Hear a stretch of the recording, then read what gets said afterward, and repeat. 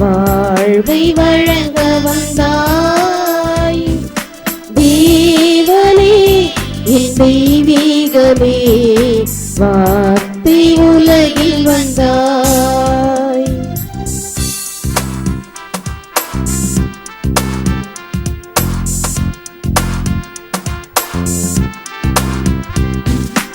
வானமும் பூமியும் அழிந்துவிடும், இறை வார்த்தையோ ஒரு நாளும் அழியாது.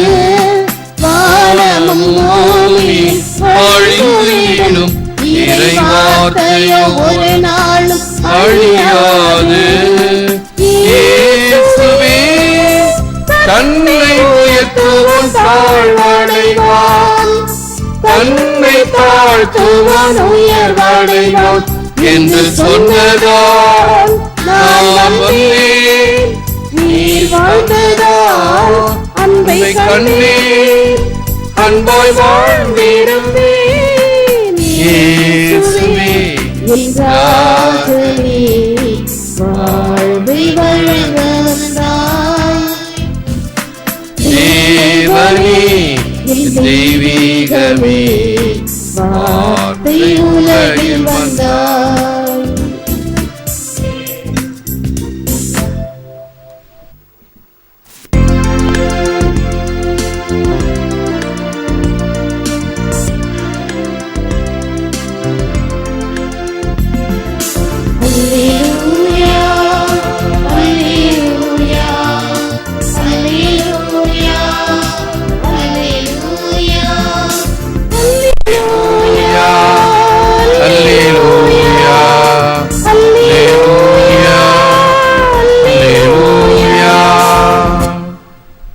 வாழ்வு தரும் உணவு நானே, என்னிடம் வருபவருக்கு பசியே இராது என்கிறார் ஆண்டவர்.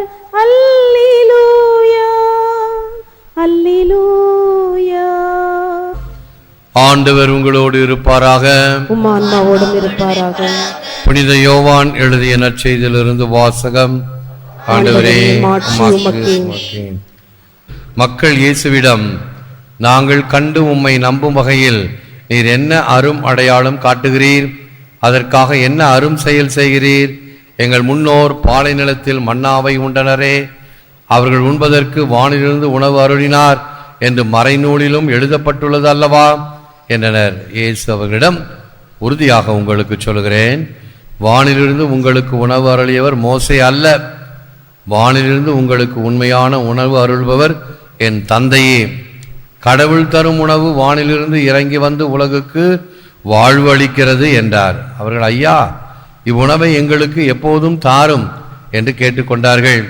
இயேசு அவரிடம், வாழ்வு தரும் உணவு நானே, என்னிடம் வருபவருக்கு பசியே இராது, என்னிடம் நம்பிக்கை கொண்டிருப்பவருக்கு என்றுமே தாகம் இராது என்றார். கிறிஸ்துவின் நற்செய்தி. கிறிஸ்துவே உமக்கு புகழ். I am the bread of life. வாழ்வு தரும் உணவு நானே. இயேசுவில் அன்பார்ந்த சகோதர சகோதரி, அன்பார்ந்த தொலைக்காட்சி நேய விசுவாசிகளே, புனித தாமஸ் அக்வீனாஸுடைய அருமையான வார்த்தைகள், வானவர் உணவிது, வழி நடப்போருக்கும் உணவாயிற்றே. திருவாசகத்திலிருந்து, ஊனாய் உயிராய் உணர்வாய் என்றும் கலந்து தேனாய் அமுதமாய் தீங்கரும்பின் கட்டியுமாய் இருப்பவரே போற்றி. இறைவன் எப்படிப்பட்டவராம்? ஊனாக உயிராக உணர்வாக நம்மோடு நம்மில் இருக்கின்ற தேவன். இதைத்தான் நம்முடைய திருப்பலியிலே தினமும் இவர் வழியாக, இவரோடு இவரில் அந்த ஒப்பு கொடுக்கப்பட்ட கிறிஸ்துவோடு இணைந்திருக்கிறோம். ஊனாய் உயிராய் உணர்வாய் என்றும் கலந்து தேனாய் அமுதமாய். இந்த தேனுக்கு இருக்கக்கூடிய தனித்தன்மை அது கெட்டு போகாது. தீங்கரும்பின் கட்டியுமாய், நல்ல கரும்பிலிருந்து சாற்றிலிருந்து எடுக்கப்பட்ட வெல்லமும் அப்படித்தான். இந்த வெள்ளை சர்க்கரையை விட வெல்லம், இதெல்லாம் பனை வெல்லம், இதெல்லாம் சாப்பிட்டோம்னா உடம்புக்கு நல்லது. இந்த வெள்ளை சர்க்கரை என்பது பாய்சன். பனை வெல்லம், அச்சு வெல்லம், கரும்பிலால் செய்யப்பட்டது, இவெல்லாம் இயற்கை சர்க்கரைகள். அதைத்தான் இந்த செய்யுள் பாருங்கள். தீங்கரும்பின் கட்டியுமாய், நச்சு வெள்ளம், கட்டி வெள்ளம், உருண்டை வெள்ளம் எல்லாம் செய்யறாங்க இல்லையா, அது நமக்கு சுவையும் தருகிறது, நலமும் தருகிறது. அப்படிப்பட்டவர் இறைவன் என்று திருவாசகம் கூறுகிறது. சென்ட் பெர்னார்ட் ஆஃப் கிளேரோ என்ற புனிதருடைய வார்த்தைகள், impious ones wander in a circle, longing after something to gratify their yearnings, yet madly rejecting that which alone can bring them to their desired end, not by exhaustion but by attainment. அருமையான வார்த்தைகள். பக்தி அற்றோர் தங்கள் விருப்பங்களை திருப்தி செய்ய சுற்றி சுற்றி வருகின்றனர். உதாரணம், நாய் தன் வாலை கடிச்சுக்கிட்டே சுத்திட்டு வரும். எப்படியாவது அந்த வாலை பிடிக்கணும்னு வரும், சுத்திக்கிட்டே தான் இருக்கும். மாறாக எது விரும்பியதை இறுதியில் தருமோ அதை ஒதுக்கி விடுகின்றனர். அதை அடைவதை விட்டு களைத்து போகின்றனர். எது உண்மையானது, எது நீதியானது, எது நேர்மையானது, அதை நான் பின்பற்ற வேண்டும், மாயை அல்ல. மிராஷ் என்று சொல்வார்கள். வெயிலிலே நடக்கும்போது தூரத்தில் பார்த்தால் தண்ணீர் இருப்பதை போன்று ஒரு காட்சி கிடைக்கும், காணல் நீர் என்று சொல்லக்கூடிய மிராஜ். அது உண்மை அல்ல, மாயை. உன்னுடைய விருப்பம் இப்படிப்பட்ட மாயைகளை பின்பற்றவோ பிரமையில் இருத்தலோ அல்ல, அல்லது கற்பனை கோட்டை கட்டிக்கொண்டு உட்டோப்பியன் போர்ட் என்று சொல்வார்கள்.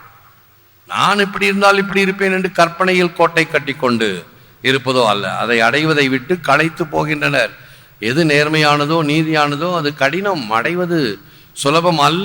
அதை விட்டு குறுக்கு வழியிலே போவதோ அல்லது ஏதாவது ஒரு வகையில் அதை சாதித்து விடுகிறேன் பார் என்று கங்கணம் கட்டி கொண்டு இருப்பதோ, அது அரசியலோ அல்லது ஆன்மீகமோ தனிப்பட்ட வாழ்வோ சமுதாய வாழ்வோ எதுவாக இருந்தாலும் இது பொருந்தும்.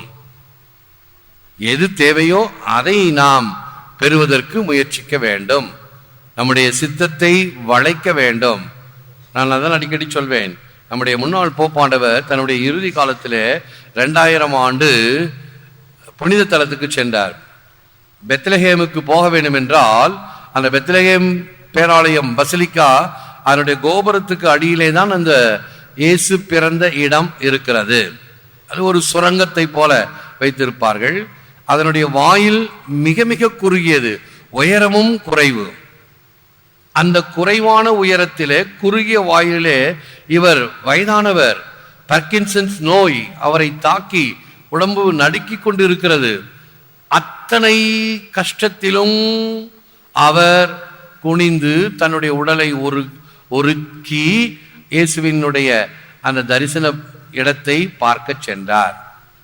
போப்பானவர் வராரு, இந்த வாயில இடித்து பெருசா கட்டுவோம் இல்லை, செய்யவும் கூடாது, அவரும் செய்ய விரும்ப மாட்டார். இருக்கின்ற நிலையிலே போக வேண்டும். நான் போப்பானவராக இருக்கிறேன், அவ என்னால் குனிய முடியாது, எனக்கு வயசாகி போச்சு, பர்கின்சன் வருது, ஆகவே பெருசாக்குங்க. இல்லை. என்ன ஒரு மாபெரும் உதாரணம். இவரெல்லாம் சரித்திர புருஷர்கள். ஆகவேதான் அவர் இன்று புனிதர் பட்டம் பெற்ற நிலையில் இருக்கிறார். ஆக இறைவனை அடைவதை விரும்புவதை நான் கடினப்பட்டு என்னுடைய சித்தத்தை வளைத்து தாழ்ச்சியுடன் சென்றால்தான் இறை தரிசனம் பெற முடியும். The effect of our sharing in the body and blood of Christ is to change us into what we receive. கிறிஸ்துவின் உடலிலும் இரத்தத்திலும் பங்கு கொள்வதன் விளைவு எதை பெற்றோமோ அதுவாக மாற. இயேசுவினுடைய திருவுடலை பெறுகிறோம், அந்த பெறுவதனால் இயேசுவாக நாம் மாற வேண்டும். உதாரணம், காஃபி குடிச்சா நமக்கு ஒரு தெம்பு வருது, ஒரு சுறுசுறுப்பு வருது, உற்சாகம் வருது. சாராயம் குடிச்சா யாருடா ரோட்டை போட்டு ஆட்டுறான்னு திட்டுவான். இப்படித்தான் எல்லாத்துலேயும் மற்றவங்க மேலே குறை சொல்லிட்டு இருப்பாங்க, தாங்க செய்வது தவறுன்னு தெரியாது.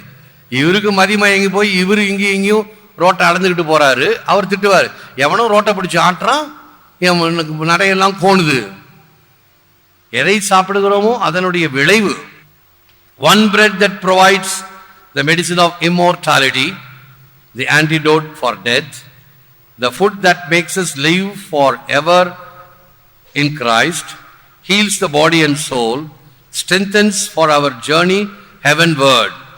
நற்கருணையானது அழியாமைக்கு மருந்தாகவும் சாவுக்கு நச்சு முறிவு மருந்தாகவும் நித்தியத்திற்கும் கிறிஸ்துவில் வாழ வழிவகுக்கும் உணவாகவும் உடலையும் ஆன்மாவையும் குணமாக்கவும் விண்ணகம் நோக்கிய பயணத்தில் திடப்படுத்தவும் வழி செய்கிறது. ஜூன் மாதம் வரைக்கும் இந்த நற்கருணை பற்றிய நற்செய்தியும் நற்கருணை பற்றிய ஜெபங்களும் அடிக்கடி இடம்பெறும். ஜூன் மாதம் நாம் வழக்கமாக இந்த நற்கருணை திருவிழாவை கொண்டாடுவோம். விடுமுறையிலே பிள்ளைகளுக்கு நற்கருணை அளிக்கப்படுகிறது, உறுதி பூசல் அளிக்கப்படுகிறது.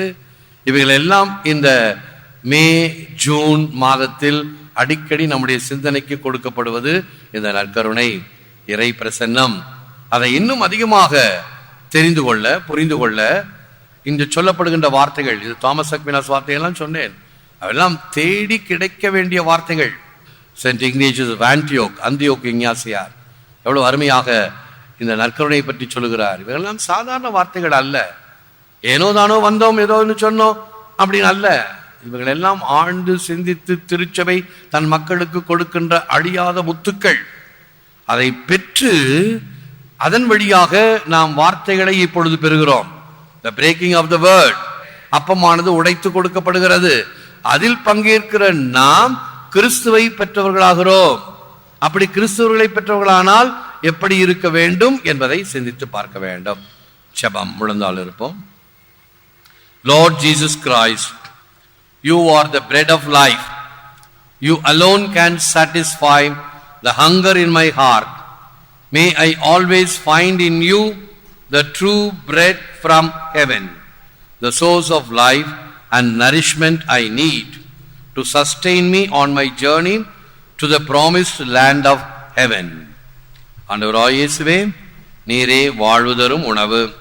என் இதய ஏக்கங்களை தீர்ப்பவர் நீர் ஒருவரே. வானின்று இறங்கி வந்த உயிருள்ள உணவாகவும் வானகம் நோக்கிய எனது வழிப்பயணத்திற்கு வேண்டிய வாழ்வின் ஆதாரமாகவும் ஆற்றலாகவும் உம்மை உணர்வேனாக. ஏற்று வரமருளும் இறைவா, காக்கும் கரங்களினால். ஆமென், ஆமென்.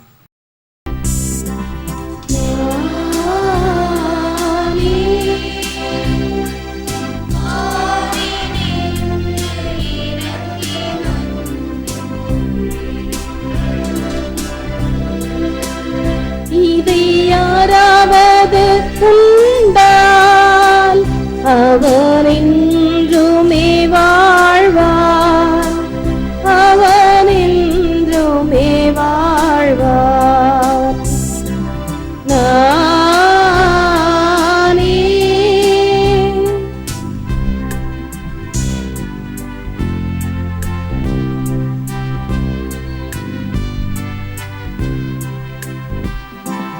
எனது உடலை உண்ணும் எவரும் பசியை அறிந்திடார், என்றும் எனது குருதி பருகும் எவரும் தாகம் தெரிந்திடார். நானே வானினின்று இறங்கி வந்த உயிருள்ள உணவு.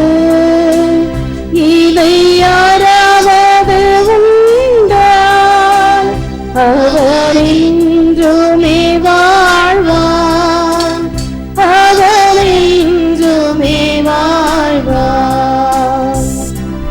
நானே. தந்தை, மகன், தூய ஆவியாரின் பெயராலே ஆமென். இயேசுவுக்கே புகழ், மரியே வாழ்க. அன்பர்களே, ஒவ்வொரு வீடியோவின் கீழும் மறையுரை விளக்கங்கள் உள்ளன. படித்து பயன்பெறுங்கள். நன்றி, வணக்கம்.